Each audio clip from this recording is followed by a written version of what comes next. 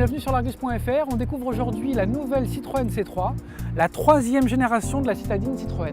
Avec son museau sur deux niveaux, la Citroën C3 s'intègre à la gamme. Ça évoque le Citroën C4 Picasso et aussi la C4 Cactus et ça donne beaucoup de cohérence à la gamme Citroën. Le style de cette nouvelle mouture est en nette rupture avec les deux générations précédentes. Le toit est plat, de teinte dissociée, ça évoque la Mini. Et après, au bas de la carrosserie, on a des arches de roue rapportées, des bumps comme sur le C4 Cactus, et ça évoque l'univers des SUV urbains.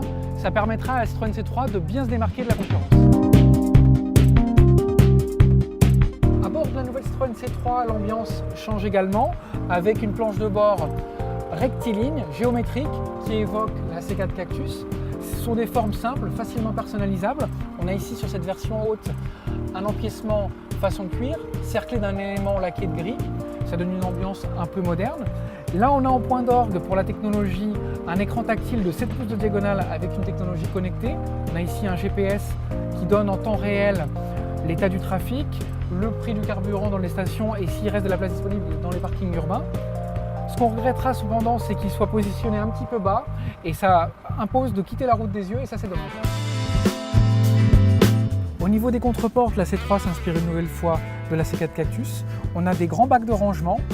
On a aussi des rangements au pied de la console centrale, ici, une très grande boîte à gants, et puis également entre les sièges. Donc cette C3, elle est pratique à vivre, elle est polyvalente, et en même temps, elle mise aussi beaucoup sur le confort, puisqu'on a des sièges avec une mousse plutôt souple, un accoudoir uniquement pour le conducteur, mais la réputation de confort Citroën n'est pas usurpée. Avec son empattement majoré de 7 cm et ses sièges avant au dossier aminci, la nouvelle Citroën C3 offre plus d'espace au niveau des jambes. Le pavillon plat permet aussi de gagner au niveau de la garde-toit. Par contre, sur cette version qui est équipée d'un toit en verre, on perd 5 cm au niveau du toit et c'est gênant pour des gens comme moi qui mesurent à peine 1,70 m. La tête ne passe pas. Ça, c'est dommage pour une citadine. À l'arrière de la nouvelle Citroën C3, il y a des feux à texture 3D, un bouclier robuste dans l'esprit SUV et toujours cette forme ronde qui évoque la génération précédente. Au niveau du volume de coffre, il n'y a pas de surprise, c'est toujours un volume de 300 litres, une référence sur le segment.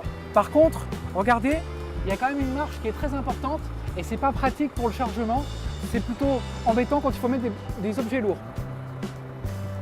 La nouvelle C3 sera disponible à la vente au mois de novembre à partir de 13 500 €, c'est une estimation en entrée de gamme. À bientôt sur l'Argus.fr.